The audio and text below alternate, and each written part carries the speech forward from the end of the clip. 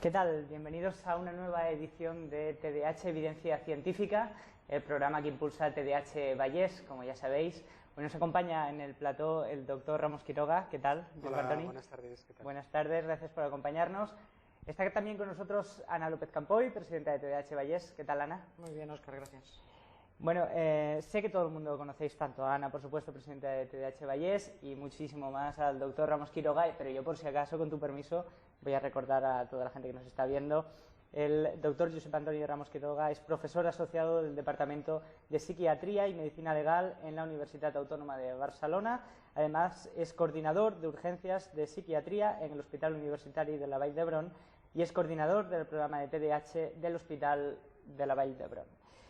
Bien, vamos a empezar, vamos a ir ya al grano, porque estoy seguro que la mayoría de los que nos estáis viendo desde casa estáis al corriente de lo acontecido en una de las últimas ediciones del programa de televisión Salvados que emite La Sexta.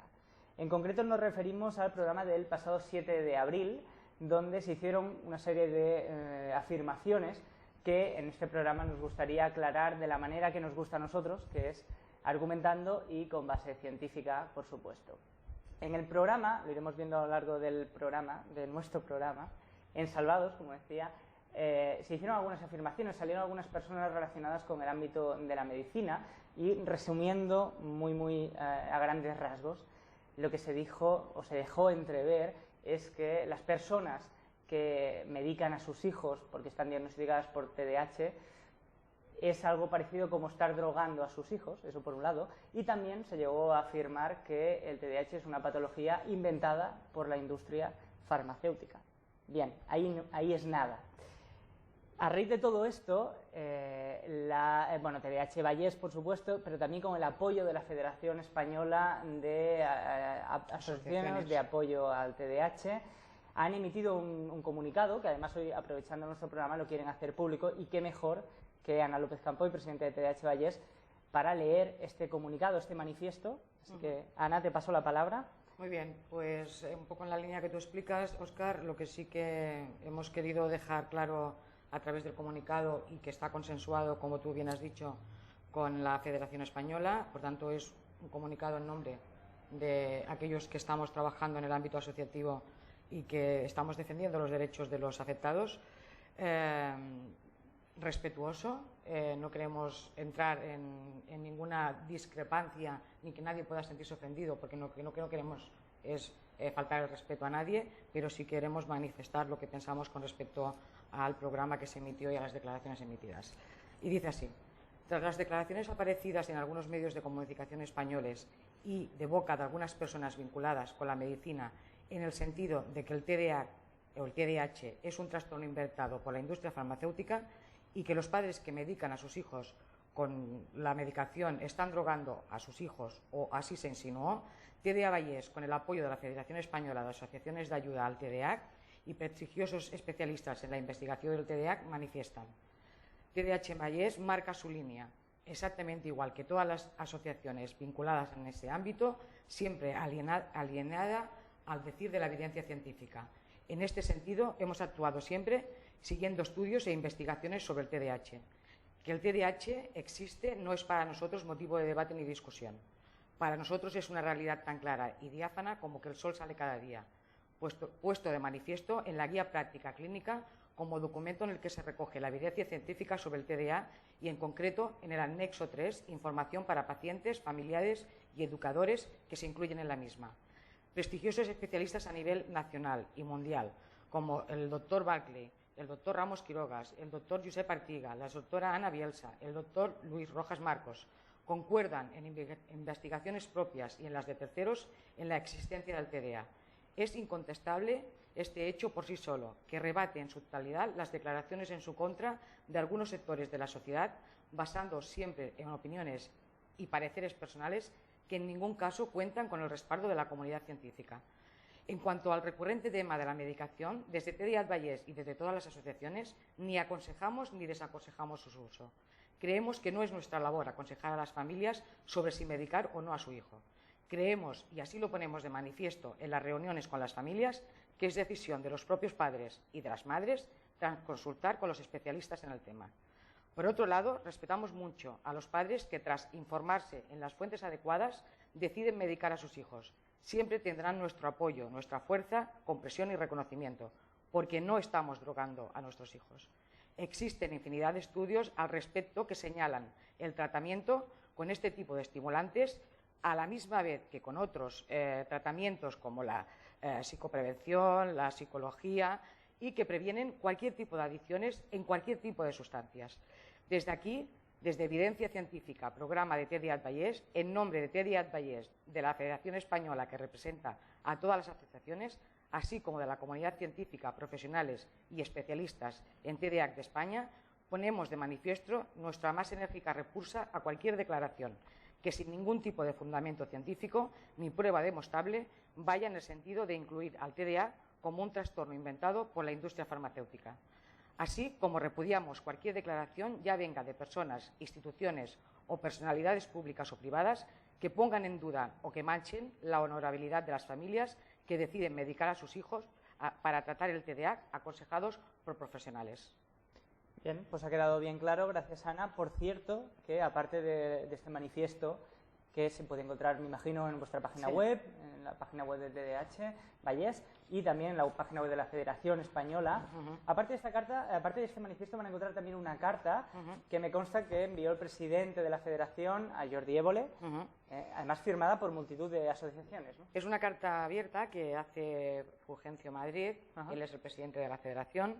Inmediatamente que se emite el programa, pues esto fue, concretamente la carta está fechada el día 8 de abril, en la cual él, como presidente y representante, hace una serie de declaraciones en el mismo sentido que nosotros hemos hecho en el manifiesto. Es una carta muy larga, no la vamos a leer porque nos comeríamos mucho tiempo de la entrevista, pero sí que él, de una manera absolutamente respetuosa en la línea de trabajo que siempre se ha mantenido desde la Federación Española cuando han surgido estas discrepancias, porque tengo que añadir que estamos cansados, aquellos que llevamos más de 15 años trabajando en este ámbito y que hemos visto la evolución de los pacientes, porque no estamos hablando de que seamos asociaciones que nos hemos constituido hace un año.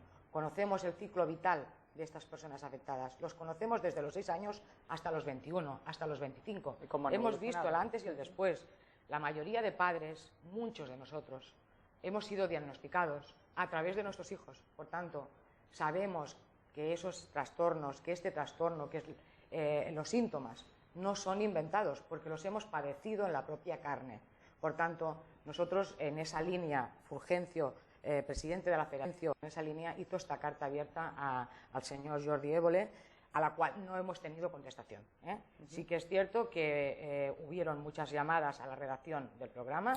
La redacción del programa también muy respetuosamente lo que contestó fue que las declaraciones de las personas que habían entrevistado eran declaraciones de esas personas y que por tanto el programa se había limitado a recogerlas y que se estaban planteando en un momento determinado, pero que no sería en todo caso en esta temporada, contrastar esta información con las asociaciones y con los afectados, pero que sería para la temporada siguiente. Por tanto, estamos abiertos y estamos esperando que eso suceda, porque nos encantaría que a la misma vez que en el mismo nivel que se ha escuchado la voz de estas personas que discrepan, se nos dé la voz a los que estamos pues viviendo y padeciendo en el día a día el trastorno, y cómo a través de profesionales pues como el doctor Ramos y otros se puede evidenciar la evidencia científica, nunca mejor dicho, del trastorno. Bien, yo aprovecho para decir que no es nuestro objetivo ni mucho menos criticar ni poner en duda la labor periodística de compañeros de La Sexta, en este caso del programa Salvados, ni mucho menos, simplemente es que creemos que se debería recoger todas las opiniones. Bien, tenemos con nosotros a Josep Antoni Ramos Quiroga, prestigioso y reconocido doctor, además experto en TDAH. Todas estas declaraciones que ahora han aparecido en el programa Salvados, pero que, lo decía Ana también, de vez en cuando es un tema bastante recurrente, hacen mucho daño, porque me imagino que es como una losa, ¿no?, que cae sobre estos pacientes, que además ya se sienten bastante incomprendidos por la sociedad.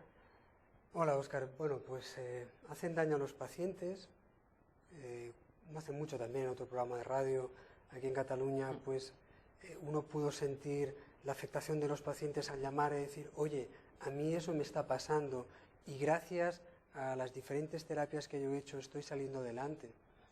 Y en el fondo lo que pivota en todo ello es un grave desconocimiento a nivel social, pues de lo que son las neurociencias en general y en concreto lo que es la salud mental y los problemas que afectan al cerebro. Existe un gran desconocimiento en nuestra sociedad hoy día de lo que es el TDAH. Y eso, existen datos que demuestran claramente, como si tú sales a la calle y preguntas por las siglas TDAH, un gran porcentaje de la población no va a conocer exactamente qué es eso ni a qué se debe. Eso es una cuestión. La otra, que yo pienso que también es más grave aún, seguramente, es que dentro todavía pues del mundo médico hay gente que no llega a entender que el sistema nervioso central es un órgano que tiene un funcionamiento biológico, como puede tener el corazón o puede tener un páncreas o cualquier otra área de nuestro organismo. Que hay factores genéticos que claramente pueden delimitar ese funcionamiento, que hay factores ambientales y sociales que pueden interaccionar, eso no lo entienden. Y es más grave, tienen un posicionamiento a priori de que no se puede hacer un abordaje terapéutico con psicofármacos o con medicamentos, igual que hacemos con otros trastornos de otras áreas de la medicina. No escuchan la evolución, no escuchan cuál es la respuesta de los pacientes. Y esta es la situación que hay. En el fondo, cuando se dice, no queremos negar la existencia, pensamos que hay un exceso, que hay demasiado diagnóstico, es una forma, y perdona la expresión, un tanto miserable, de realmente estar cuestionando la existencia. Yo no me imagino ningún programa de radio ni ningún programa de televisión hablando de preguntémonos cómo es que hay tantos ancianos con demencia o que tienen Alzheimer, porque eso afecta al 4, 5, hasta casi el 11% de la población anciana, y nadie se cuestiona que eso sea así, es una realidad. ¿Qué tendremos que hacer? Aplicar todas las terapéuticas posibles que tengamos. Nuestra función es mejorar la calidad de vida, mejorar la situación vital de los afectados. Y tendremos que aplicar aquello que nos ha demostrado eficacia. Si son unos psicofármacos, bienvenidos sean. Si es un tratamiento psicológico, cognitivo-conductual, bienvenido sea. Si nosotros llegamos con nuestras investigaciones a demostrar que determinados programas informáticos que ayudan a mejorar la memoria de trabajo son útiles, los utilizaremos. Y si nosotros llegamos a demostrar que determinadas restricciones en la dieta pueden ayudar, lo haremos. Y si incluso podemos ayudar viendo de que determinadas pautas o determinadas formas de dar clases en las escuelas pueden ayudar a los niños con TDAH, intentaremos que eso se cambie en las escuelas. Pero el posicionamiento que tienen estas personas, insisto, para mí es un tanto que genera una gran incomprensión sobre los afectados. Cuando ves familias que sufren día a día, cuando ves chicos que intentan luchar por salir adelante, o cuando simplemente, en los casos más graves, a lo mejor haces estudios en medios penitenciarios y observas cómo hay un porcentaje de gente que acaba en una evolución muy mala. Afortunadamente, no todos los niños con TDAH tienen esa evolución mala. Pero fíjate, a veces pienso que llega a ser un tanto mezquino, como se habla siempre de los estudios negativos o que no acaban de tener un buen resultado. Pero en cambio, ninguno de estos médicos comentan estudios publicados en revistas de prestigio como el New England Journal of Medicine, que nos viene a decir en grandes estudios poblacionales en Suecia cómo un abordaje psicofarmacológico del TDAH consiguió reducir la criminalidad en esa muestra en más de un 30%. Eso es fundamental a nivel social, porque tiene un impacto no solo en los afectados, pero también en la sociedad. Y tanto. ¿Y por qué esto no se conoce? ¿Por qué no se...? Pienso que es lo que te digo. En principio, uno tiene un posicionamiento que no es nada científico. La ciencia es una situación en la cual tú estás abierto a escuchar, estás abierto a nuevas hipótesis que tú tienes que testar y tienes que demostrar. Fíjate las paradojas que se producen. Nos dicen que tenemos que utilizar fármacos que tengan muchos años de vida, que lleven muchos años en el mercado. que los médicos españoles hacemos mala praxis, porque empezamos a recetar lo primero que viene al mercado. Estamos hablando que el fármaco que se utiliza en el 95-90% de los casos en España, el metilfenidato, Sí. tiene más de 50 años, es un fármaco del año 57. Y además, perdona que te interrumpa, para tratar el TDAH no existe una multitud de fármacos tampoco muy grande como para otras patologías, por Efectivamente, hoy día en España solo tenemos 2 medicamentos para tratar el TDAH. Cuando uno cuestiona los grandes intereses de la industria farmacéutica, pensarías que si hay tanto interés, tienen que haber como mínimo 10. ¿Cuántos antidepresivos tenemos? ¿Cuántos medicamentos para tratar la ansiedad? Para tratar el TDAH solo tenemos 2 medicamentos, metilfenidato y atomoxetina. Y para más INRI, cuando es aquello que dices, qué gran desconocimiento de los que hablan sobre patologías inventadas o no inventadas, o tratar a niños drogando, pues quizá, ya que parece que les cuesta un tanto la lectura, si pudieran oír el programa, verían que hay fármacos, de los 2 que tenemos, uno no es un fármaco estimulante, es un fármaco que no tiene ninguna capacidad adictiva como es la atomoxetina. El metilfenidato es un fármaco muy seguro que lleva más de 50 años en el mercado y es cierto que si alguien hace un mal uso de ese medicamento puede tener consecuencias negativas, pero hay que hacer un mal uso de él. Nadie se plantea que Internet sea negativo para nuestra sociedad, pero si tú haces un mal uso de Internet y haces un acoso sobre niños, dirás que Internet es malo. No, dirás que estás haciendo un mal uso del sistema. Pues esta es la realidad. Fármacos que llevan más de 50 años, solo disponemos de 2 psicofármacos y cuando uno se informa mínimamente, podrá ver pues, que estamos hablando de una patología que es coetánea, insistiendo con el tema de las demencias, pues coetánea al Alzheimer. El Alzheimer se define por primera vez, la demencia del tipo de Alzheimer, en el año 1906. El TDAH, la primera descripción de pacientes con problemas de hiperactividad, de control de los impulsos, de inatención, data del año 1902, en la cual Sir George Steele, ante el colegio, la Real Academia de Médicos de Inglaterra, realizó una serie de conferencias que luego se tradujeron en 2 artículos en una revista que yo creo que huelga comentar su prestigio, que es la revista Lancet. Y estas son nuestras evidencias. Y desde el año 36 conocemos que hay algunos psicofármacos que pueden ir bien para el TDAH.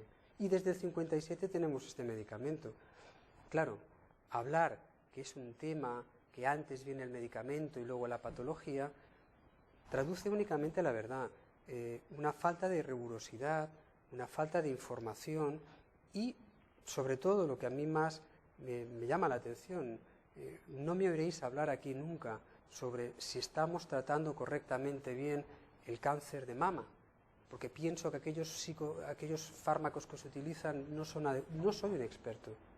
En cambio veo que hay gente que nunca ha visto un paciente en su consulta, ni mucho menos un paciente con TDAH, o gente que dice que bueno, que a veces receta cosas para que el paciente calle y se vaya antes, y luego pontifica sobre lo que hacemos gente que dedicamos horas de nuestra vida a intentar pensar en cómo mejoramos condiciones y cómo mejoramos situaciones clínicas del día a día. Por supuesto. ¿Realmente son tan adversos los efectos colaterales del tratamiento farmacológico del TDAH? Pues claramente es un tratamiento farmacológico que ya nos gustaría que los medicamentos que utilizamos para la esquizofrenia o los medicamentos que utilizamos para la depresión se toleraran también. Son fármacos que en términos generales se toleran bien. Que yo sepa, ninguno de estos medicamentos se venden en supermercados y uno va y lo coge de la estantería. Tienes que tener un diagnóstico claro y consensuadamente con la familia, con el chico, porque también es muy importante, aunque no tenga 18 años, que tenga 14, que tenga 12 años, que él sepa lo que estamos haciendo y por qué lo estamos haciendo.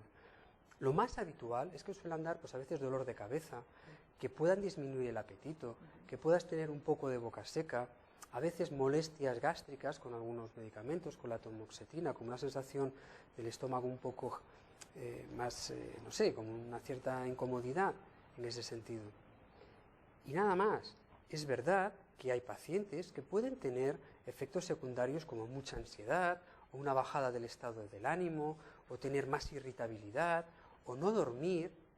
Claro, esos son efectos secundarios que tiene que controlar el médico. Y también sabemos que en cuanto los retiramos el medicamento, eso desaparece. Pero por eso tenemos un control médico.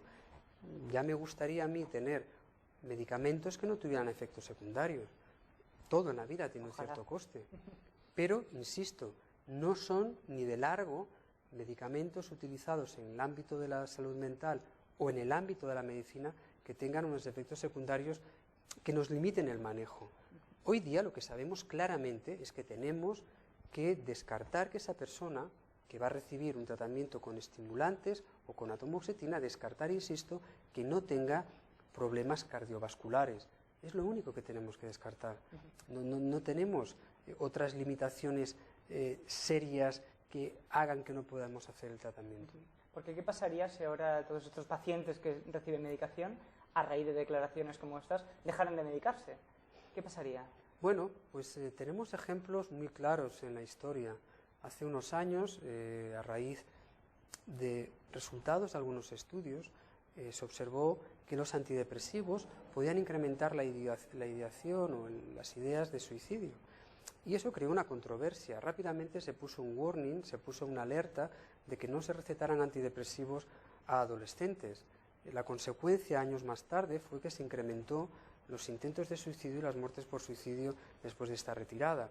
Esto realmente pues fue dramático. ¿Qué sucedía? Que los estudios previos no habían sido correctamente diseñados para evaluar la ideación suicida. La depresión, por sí, tiene como síntoma asociado la ideación suicida. Bien, ¿qué pasaría? Pues pasaría que en muchos pacientes la evolución sería muy mala y pasaría que habría consecuencias muy negativas en muchos de estos pacientes.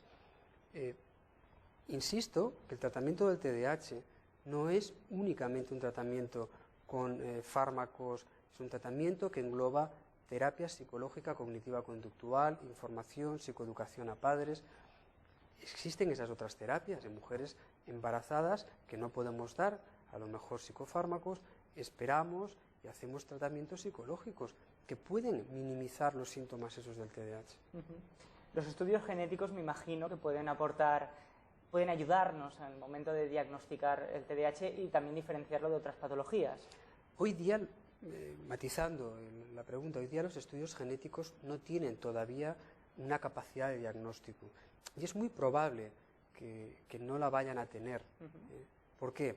Porque las enfermedades mentales son enfermedades que se denominan multifactoriales, en la cual no hay un único gen que derive en esa patología.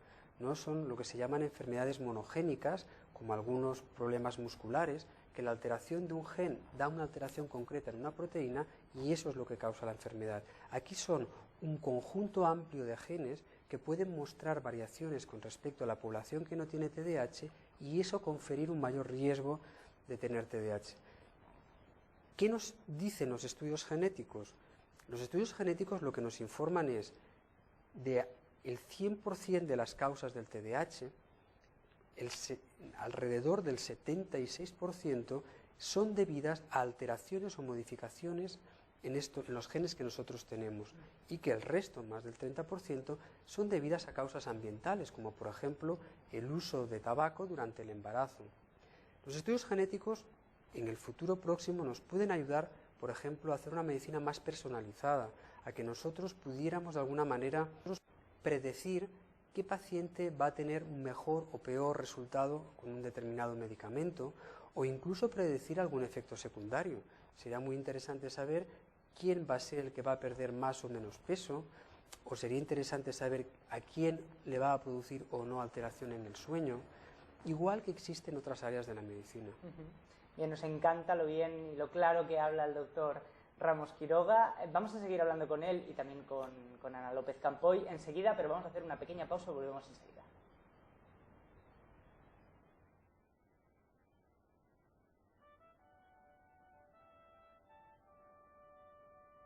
Diuen que jo ho trencava tot, diuen que no en tenia res, diuen que era esgotador, diuen que sempre estava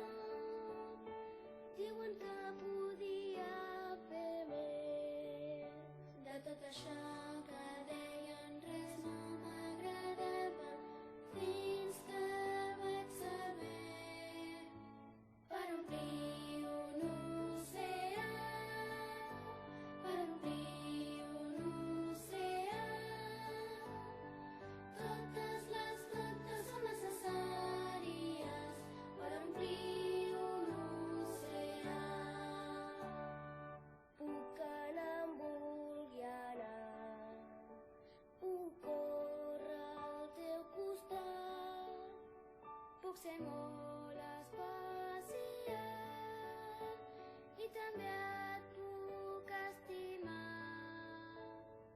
Puc fer el que em proposo, puc esforçar-me com tu, puc aprendre i canviar i agafar-te de la mà. De tot això que deien res no m'agradava fins que vaig saber per omplir un oceà, per omplir un oceà. Totes les gotes són necessàries per omplir un oceà, per omplir un oceà, per omplir un oceà.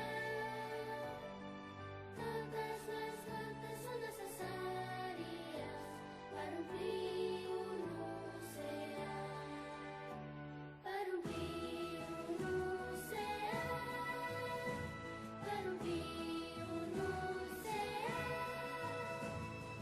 Totes les gotes són necessàries per omplir un oceà, per omplir un oceà, per omplir un oceà.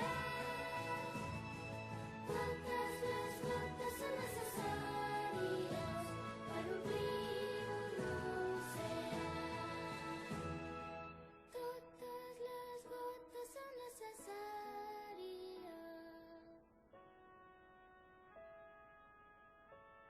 per omplir un oceà.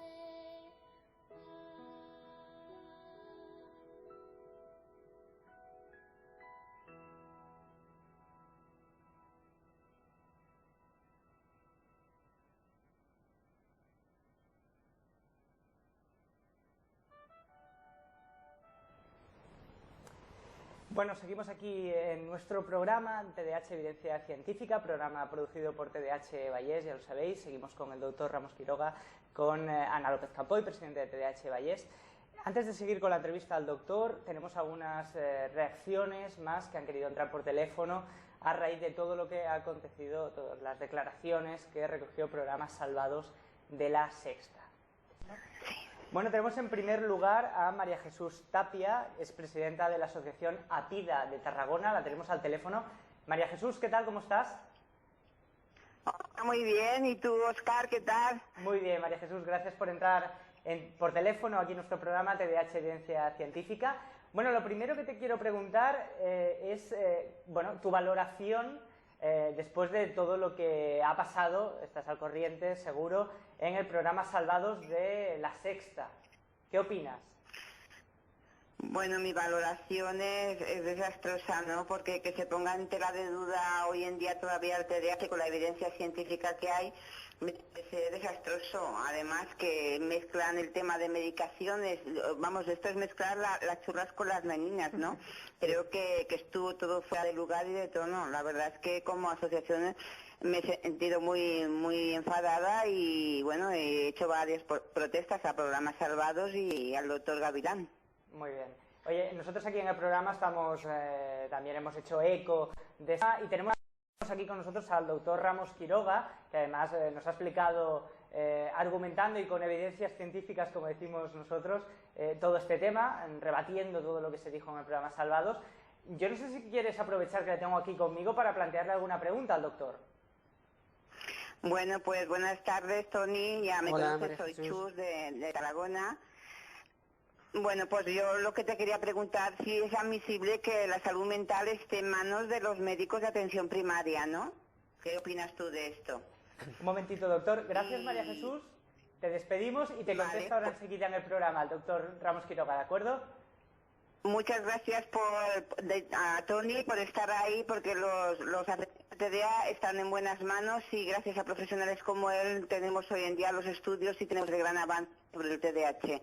Muchas gracias. Claro que sí, gracias a ti. Doctor. Pues nada, primero agradecer las palabras de María Jesús.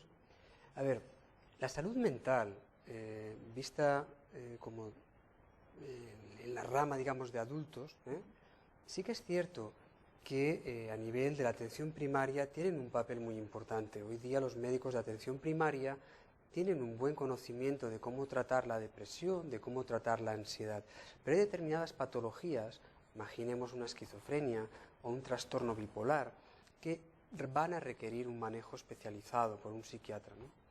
El TDAH, en este sentido, pivotaría inicialmente sobre la pediatría. El papel que hoy día va a tener la pediatría, pues depende un poco del contexto y la realidad de cada país. Hay países en los cuales tiene un papel más relevante con respecto al TDAH y en otros tiene un papel menor. Fíjate que incluso no es tanto una división de quién debe tratar el TDAH o no. La guía de práctica clínica, que es un documento realizado por el Ministerio y con el Ministerio de Sanidad y con la Agencia Catalana de Tecnología, y es un documento oficial en el cual se revisó de una manera muy concienzuda la evidencia científica que había respecto a tratamiento, diagnóstico en niños y adolescentes. Pues dejó claro que quien debe diagnosticar y tratar el TDAH debe ser alguien experto en TDAH, alguien que conozca bien la patología. Y, por ejemplo, aquí en Cataluña tenemos ejemplos de muy buenas pediatras que conocen muy bien el TDAH y que están absolutamente capacitadas para tratarlo e incluso diagnosticarlo. Eso, probablemente, si hiciéramos una cosa general, no es la realidad que sucede en el resto de España. Pues que básicamente porque hay una escasa formación en psiquiatría infanto-juvenil, seguramente, dentro del ámbito a lo mejor de la pediatría todavía, y hay una escasa formación en concreto sobre el TDAH, tanto en médicos de adultos como en médicos pediatras en el ámbito de la atención primaria. No es muy conocido el trastorno en ese entorno, pero fíjate que en cambio tienen un papel importantísimo en la detección. ¿Por qué? Pues porque en España, afortunadamente, y gracias al sistema público de salud que tenemos y universal, y digo tenemos porque no sé si lo tendremos en el futuro, tal y como van las cosas, pero lo tenemos hoy día, todo niño tiene revisiones anuales y fácilmente, y así lo ponen de manifiesto pues asociaciones de pediatría, con una serie de preguntas, tú puedes observar que la evolución de aquel niño no es buena, que hay algo que está fallando académicamente, conductualmente, pero eso mismo sucede incluso con el autismo. Hacer una pequeña exploración y ver si hay autismo y derivarlo entonces a un profesional de la psiquiatría infanto-juvenil, pues podría ser tremendamente útil. Y yo creo que hay que implicarlos sobre todo en la detección y el conocimiento.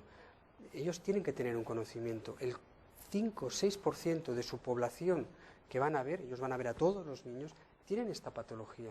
Y es importante porque parece, y les gusta banalizar a algunas personas con que todos los niños son movidos. Evidentemente que todos los niños son movidos. Eso es una característica de la infancia.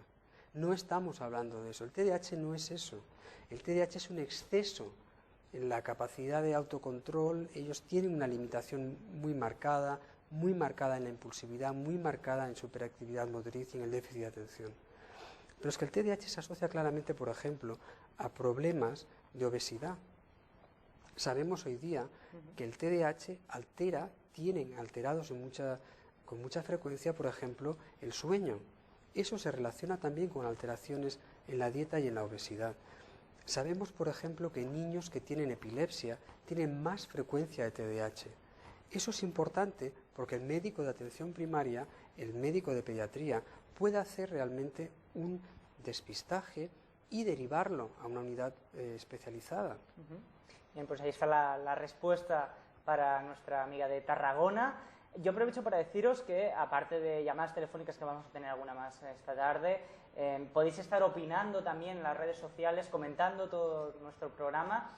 En Twitter, por ejemplo, podéis utilizar bueno, no tenemos un hashtag todavía, lo tendremos para los próximos programas, pero de momento nos pueden citar en nuestra cuenta, que ya sabéis que es @tdhvalles. Esa es nuestra cuenta, nos podéis citar en vuestros tweets, podéis opinar y podéis dar dimensión a todo lo que aquí estamos hablando en este programa, también en las redes sociales. Pues antes de seguir vamos a dar paso a esta siguiente llamada. Tenemos al teléfono a Ana Usó. Ella es madre de un chico de 17 años afectado por TDAH. Ana, buena tarde, buenas tardes. Hola, buenas tardes. ¿Qué tal, Ana? ¿Cómo estás? Bien, bien. La verdad es que, bueno, muy emocionada de poder hacerle una pregunta al doctor Ramos, una persona a quien tengo gran admiración. Y, bueno, aquí estamos. Perfecto, pues ahora te doy enseguida paso para que puedas plantear la pregunta al doctor, pero antes de nada me gustaría preguntarte tu reacción, tu opinión, qué valoración puedes hacernos del programa Salvados del pasado 7 de abril. Ya sabes que allí se hicieron algunas afirmaciones que no nos han gustado mucho. ¿Qué opinas de todo esto? Pues no, sinceramente no. Particularmente como madre de un chico de 17 años me siento totalmente ofendida, insultada, y la verdad me sabe muy mal, pues precisamente por entidades como son TDAH y el resto de asociaciones, que detrás de muchos años de lucha salga un personaje así para deshacer toda su labor. La verdad es que sí, da pena, pero mira, por lo menos tenemos a gente de reconocido prestigio como el doctor Ramos Quiroga, que durante toda esta tarde en nuestro programa nos está argumentando todo lo contrario. Por cierto, te dejo ya al doctor para que le hagas alguna pregunta, Ana. Bien. Adelante. Hola Ana, ¿qué tal? Buenas tardes. Hola, buenas tardes. Mire, doctor, a mí me gustaría saber qué tipo de formación se está impartiendo a los profesionales médicos sobre el trastorno desde la administración. Muy bien. Ana, pues enseguida te contesta el doctor, te contesta por nuestro programa, ¿de acuerdo? Muchas gracias por tu llamada. Bien, muchísimas gracias por todo. Gracias Adiós. a ti. Hasta luego. Pues Ana hace una pregunta y toca un tema que es importantísimo, y es una de las cosas que pueden explicar claramente por qué hay un tan amplio desconocimiento dentro de la medicina general respecto al TDAH. Sucede que la cantidad de minutos que recibe de formación un estudiante de medicina sobre el TDAH actualmente ha mejorado. Y hoy día en las facultades de medicina es una de las áreas que se imparte. Hablamos sobre el TDAH, sobre el autismo y otras patologías. Si esto nos trasladamos a hace exactamente 30 años, veríamos que ocupaba muy poco espacio, no ocupaba ningún espacio dentro de la formación de médicos en nuestro país. Y eso es algo que genera un amplio desconocimiento. El problema es que una vez que uno sale de las facultades, uno tiene que continuar su formación continuada. Y esto es un grave problema, de que hoy día el Sistema Nacional de Salud y las instituciones públicas no facilitan que el médico pueda continuar su formación, no generan cursos avalados por estas instituciones de tal manera que el médico pueda asistir. Y por contra, el médico se forma pues en los congresos nacionales de la especialidad, de psiquiatría o congresos internacionales. Y eso tiene un alto coste para el médico. Un congreso de estos puede costar una inscripción alrededor de 600, 700 euros por 3-4 días de congreso. Y eso es muy costoso para el médico, aparte de todos los traslados. Vamos a hablar de... Perdona, antes, Ana, ¿tienes alguna pregunta? Sí, a través Levantabas la mano. de Twitter, Sí. de nuestro hashtag TDAH, también nos ha llegado una pregunta para el doctor Ramos. Concretamente es cómo se controla que los afectados que llevan muchos años medicados no les esté pasando factura el medicamento. Esto es algo que además está muy bien estudiado. Hay publicaciones de primer rango y primer nivel científico, como la revista JAMA, que es la revista oficial de la Asociación Médica Americana, que claramente demuestran, cogiendo millones de personas de la población general y estudiando a aquellos que han recibido versus los que no han recibido tratamiento, por ejemplo, a nivel cardiovascular no se observa ningún tipo de riesgo superior. Fíjense que si esto fuese así, con más de 20 millones de personas en todo el mundo que han recibido tratamiento, tendríamos ¿no?, una explosión de unos efectos gravísimos, de unas situaciones, y esto no sucede. Y hoy día tenemos estudios a 33 años de seguimiento de personas que han estado con tratamiento y no se observa unas alteraciones a nivel, por ejemplo, cardiovascular o en otra esfera. Esto claramente, y además en el día a día lo vemos. Pacientes que vienen con 10 años, 15 años de tratamiento. ¿Por qué llevan tanto tiempo? Pues porque simplemente lo requieren por la gravedad de sus síntomas y la situación clínica que tienen. Otra cuestión también a comentar es que ya hemos comentado en anteriores programas que estamos a través de la Federación Española y a nivel mundial estamos solicitando a la OMS que se reconozca un Día Mundial del TDAH. Sí. A día de hoy, y a falta de 2 meses para un congreso mundial que se va a celebrar en Milán y en el cual se va a hacer entrega oficial de esta solicitud por parte de la Federación Española, tenemos que decir que no estaremos tan equivocados a nivel mundial, estamos hablando, cuando tenemos más de 90 federaciones de todo el mundo, más de 2 que representan a yo no sabría decirte el número de personas que están representadas, pero tenemos de Australia, de Argentina, de Bolivia, de Brasil, de Canadá, Estados Unidos, tenemos de Costa Rica, de Croacia, tenemos de Grecia, de Holanda, de Hungría, de Chile, Perú, Indonesia, Jamaica, Malta, México. No podemos estar tan equivocados, no podemos estar tan engañados los padres, aquellos que estamos defendiendo los derechos de nuestros hijos, aquellos que estamos afectados, cuando hay tantísimo movimiento a nivel mundial que está apoyando esta petición, ¿no? Por supuesto. Y sobre todo aquellos profesionales, yo no tengo la relación de profesionales que se han adherido a título personal, pero son muchísimos a nivel mundial, ¿no? Por cierto, un saludo también a la gente que nos ve, porque lo sabemos, a través de nuestro canal de YouTube, desde la América Latina. También, por supuesto, un saludo a todos ellos.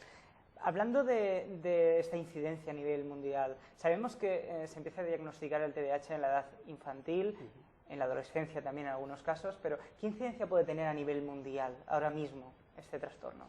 Pues ¿Tenemos algún dato? Eso es algo que está bien estudiado.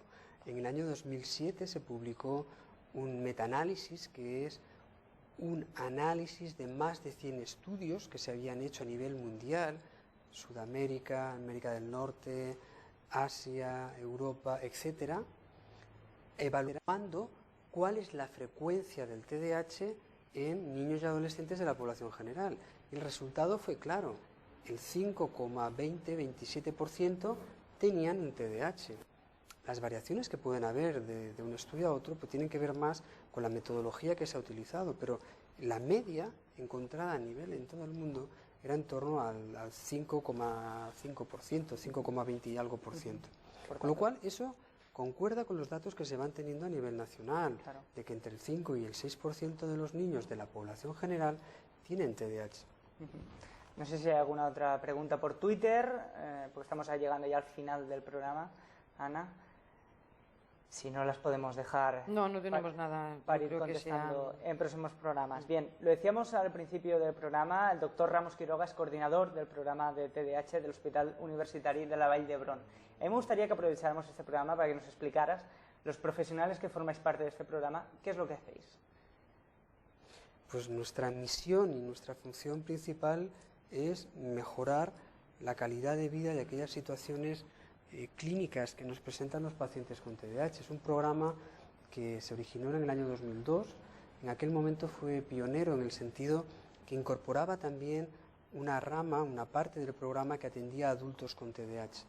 En el programa atendemos a niños, adolescentes y adultos con TDAH, como decía, y aparte de la atención clínica, el intentar mejorar la situación que nos presentan los pacientes, intentamos conocer más sobre el TDAH, fruto de las investigaciones, y me gustaría aquí, pues también, ya que es un programa que sé que tiene una buena repercusión en torno a los pacientes con TDAH, pues agradecer toda la colaboración.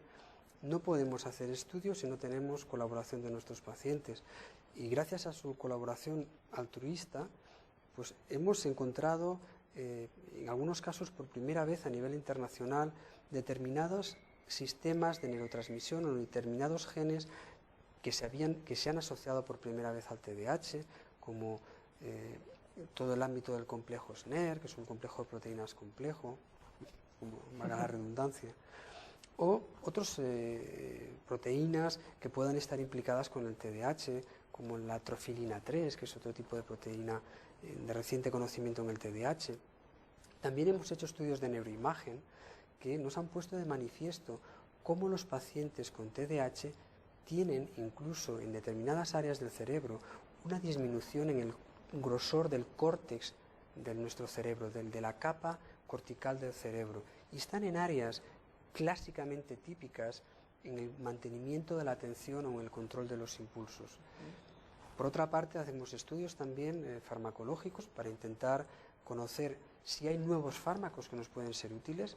Sabemos que no todos los pacientes responden bien al tratamiento farmacológico. Hay un 30% de pacientes que hoy día no responden, por ejemplo, a metilfenidato y que van a necesitar un tratamiento con atomoxetina, o al contrario, alrededor del 30% pues tampoco responden bien a atomoxetina. Y por eso necesitamos nuevos fármacos, nuevas terapéuticas.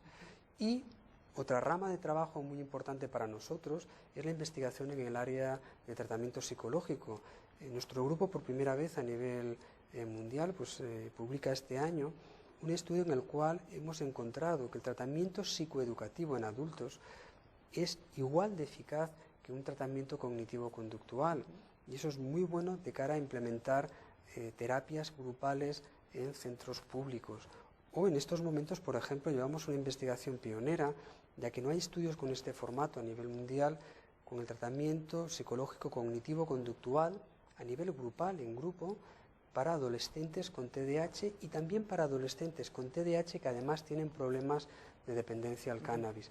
Es un poco las áreas que hacemos. Y otro ámbito que a nosotros especialmente pues, nos ha ocupado durante estos últimos 2 años es lo que tiene que ver con las repercusiones negativas del TDAH. Fracaso escolar, pues el Hospital Vall d'Hebron tiene un amplio programa en el cual intentamos ver qué aspectos psicopatológicos se asocian al fracaso escolar. Otra rama es todo lo que tiene que ver con los accidentes de tráfico y la siniestralidad en el mundo de la conducción de vehículos, y con lo cual colaboramos para estos 2 programas con la Generalitat de Cataluña para llevar a cabo estos estudios epidemiológicos, y en el caso del de fracaso escolar también con la Fundación La Caixa, que ha dado una beca pues, para poder llevar a cabo estos estudios. Perfecto, pues labores, por supuesto, importantísimas las que realizáis en el programa de TDAH de la Vall d'Hebron, del Hospital Universitario. Hemos llegado ya, de hecho, al final de nuestro programa. Yo te quiero agradecer, primero, a nivel personal y también en nombre de la familia de TDAH Vallés, tu asistencia, tu implicación con nuestro programa y en general con la asociación, y también las gracias en nombre de toda la comunidad de familiares y afectados directamente por TDAH, porque es gracias a profesionales como tú que realmente pues, estas familias se pueden sentir entendidas, por lo menos, y ayudadas de alguna manera. Yo os agradezco la invitación y quisiera también trasladar un poco la seguridad, que las palabras que yo puedo haber dicho, o los estudios que nosotros hacemos, los hacemos en Vall d'Hebron, pero hay muchos centros en España, en Cataluña, que tienen una labor inmensa en el TDAH. Prefiero no nombrar a ninguno para no dejarme a otros, a nadie. pero desde el norte de España, desde el País Vasco, desde Navarra, desde Galicia, desde Andalucía, en toda España hoy día hay grandes centros de investigación y grandes centros que están atendiendo día a día a chicos con TDAH. Y, curiosamente, los equipos quizá más punteros están en centros hospitalarios universitarios en cuanto a investigación, que también están descubriendo cosas en cáncer, cosas en problemas cardiovasculares, en problemas neurológicos, y son gente que trabaja en el TDAH, con lo cual yo creo que el rigor huelga asegurar que ese rigor está ahí presente en esta gente que trabaja en el Clínic de Barcelona, en el Parc Taulí de Sabadell, en la Clínica Universitaria de Navarra, en Madrid. Son centros punteros en otras patologías o en otras especialidades, y afortunadamente el TDAH les está ocupando espacio en su investigación. Bien, esto es fantástico, nos quedamos con estas buenas noticias que nos trae aquí al programa el doctor Ramos Quiroga. Aprovecho también para despedirme de Ana López Campoy. Gracias también por dar apoyo a este programa. Gracias, nos vemos en la próxima edición, Ana. Gracias, doctor. Gracias. Con todos vosotros ya sabéis que nos encontramos aquí en próximas ediciones en tdhvalles.tv. Y hasta entonces nos vemos en Facebook y en Twitter. En Twitter nos buscáis por TDH Vallés, ahí nos encontraréis, y en Facebook en el perfil de El Niño Incomprendido. Hasta la próxima.